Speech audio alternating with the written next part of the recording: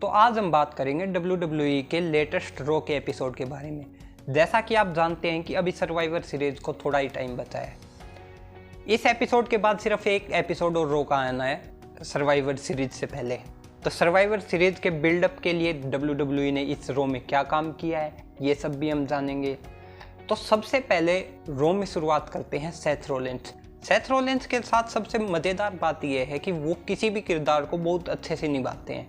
अभी फ़िलहाल वो एक हील का किरदार निभा रहे हैं। जैसा कि आप जानते हैं एक लैडर मैच में उन्होंने WWE चैम्पियनशिप के कॉन्ट्रैक्ट को जीता है और वो हमेशा अपने साथ उस कॉन्ट्रैक्ट को लेकर आते हैं, जो एक बहुत ही मज़ेदार चीज़ है।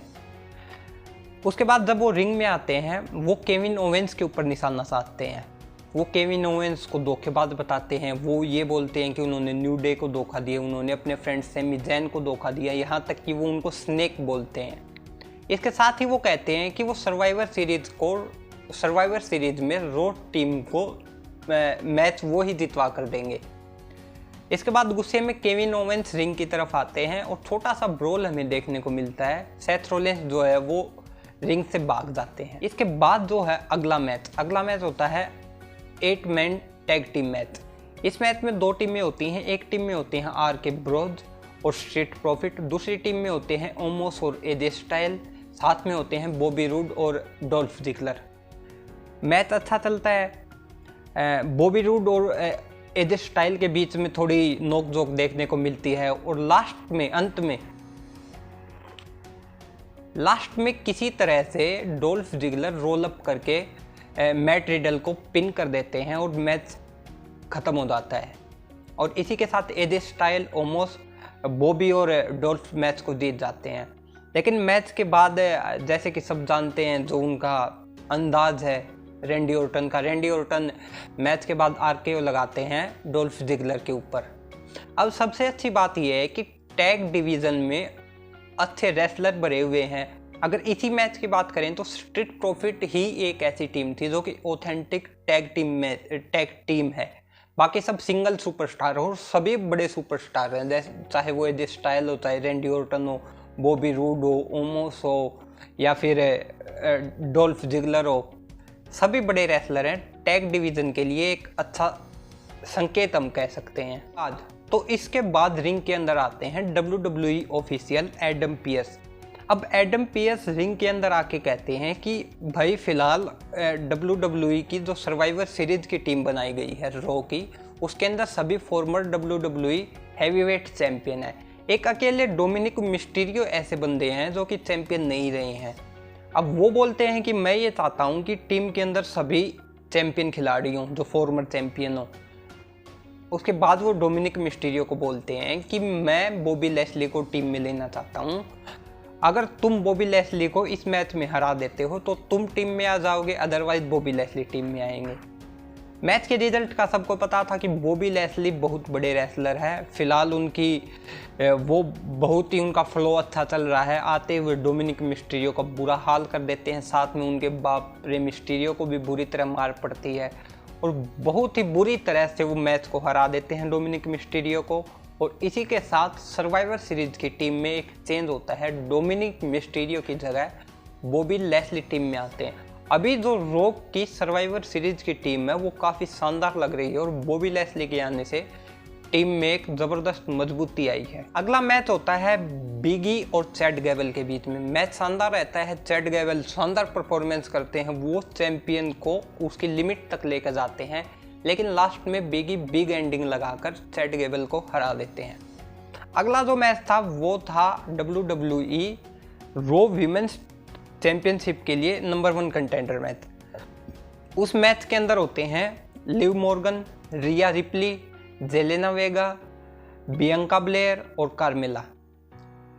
पिछले हफ्ते हमने देखा था कि कैसे लिव मॉर्गन आके इंटरफेस करती हैं raw women champion Becky Lynch के साथ। तो कहीं ना कहीं हमें देखकर लग रहा था कि अगली जो चैलेंजर हो सकती है वो लिव मॉर्गन होती है।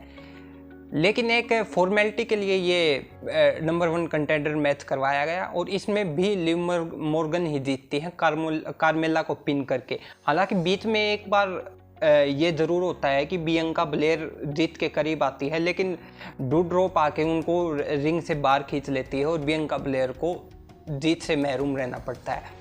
अब इसके बाद क्या है, मैच काफ़ी अच्छा होता है। अब इसके बाद ये है कि बियंका ब्लेयर और डूड्रोप्स के बीच में दुश्मनी देखने को मिल सकती है, ये तो सीधी सी बात है। लिव मॉर्गन को पहली बार चैंपियनशिप के लिए मौका मिला है, अच्छी चीज़ है। लिव मॉर्गन डिजर्विंग कैंडिडेट हैं। तो रो का जो मेन इवेंट मैच होता है वो होता है सेथ रॉलिंस और केविन ओवेंस के बीच में। मैच की शुरुआत में ही हमें ब्रोल देखने को मिलता है, दोनों रेसलर एक दूसरे को मारते हैं, सेथ रॉलिंस क्राउड की तरफ भाग जाते हैं। उसके बाद जब दोनों रिंग में आते हैं तो मैच ऑफिशियली स्टार्ट होता है। मैच बहुत ही शानदार होता है, एक मेन इवेंट लेवल का मैच होता है। इस मैच में होता क्या है कि एक टाइम पे आके केविन ओवेंस जो है वो सेथ रॉलिंस को पेडिग्री देते हैं, सेथ रॉलिंस जो है केविन ओवेंस को पेडिग्री देते हैं और केविन ओवेंस उसको किक आउट कर देते हैं। उसके बाद केविन ओवेंस जो है वो सेथ रॉलिंस को पावर बॉम्ब देते हैं, पॉप अप पावर बॉम्ब, और सेथ रॉलिंस उसको किक आउट कर देते हैं। दोनों खिलाड़ी बड़े ज़बरदस्त लड़ते हैं, एक दूसरे की लिमिट तक लेके जाते हैं। साइड में बैठे बिगी इस मैच को जो बहुत अपनी नज़रों से देख रहे थे, ध्यान लगाए हुए थे, उनकी वजह से होता क्या है कि केविन ओवेंस रिंग के अंदर आ नहीं पाते हैं 10 काउंट आउट तक और वो मैच हार जाते हैं। अब अगर वो बिगी के कारण नहीं आ पाते हैं तो केविन ओवेंस का जो गुस्सा है वो बिगी पर ही फूट पड़ता है। बिगी को पड़ती है चैंपियन खिलाड़ी को बुरी तरह मार। केविन ओवेंस उनको बुरी तरह मारते हैं, एप्रन के ऊपर, यहाँ तक कि उनको पावर बॉम्ब भी लगा देते हैं। तो अगर देखा जाए तो केविन ओवेंस जो अभी तक फेस की भूमिका में थे, अब वो आ चुके हैं हील की भूमिका में। अभी मेरे को ये लग रहा है कि केविन ओवेंस तीसरे बंदे हो सकते हैं जो बिगी और सेथ रॉलिंस की जो दुश्मनी चल रही है उसके बीच में आएंगे, और इन तीनों का मैच होता है WWE चैंपियनशिप के लिए। मेरे हिसाब से WWE इसी चीज़ को टीज कर रही है कि इन तीनों का मैच हो। मैच सर्वाइवर सीरीज़ के बाद होगा, ये तो पक्का है, क्योंकि सर्वाइवर सीरीज़ में तो WWE चैंपियन और यूनिवर्सल चैंपियन के बीच में मैच होने वाला है।